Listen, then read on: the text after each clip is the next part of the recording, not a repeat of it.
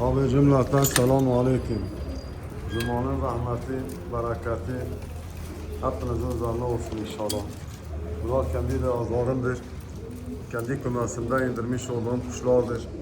Yakalayan abi kardeşlerim efsane beyaz incilerden yakalamış olurlar.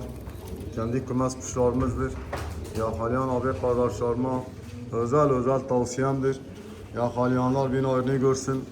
Ben bu sene kuş uçuracağım diyen abi kardeşlerim varsa muhakkak abi bizim kuşlardan da bir denesinler.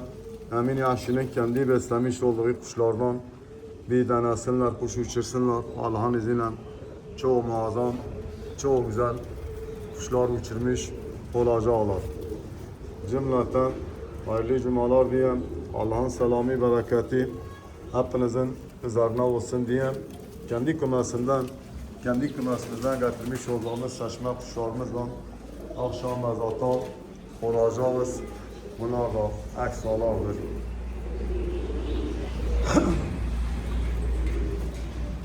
Selametle kalın inşallah.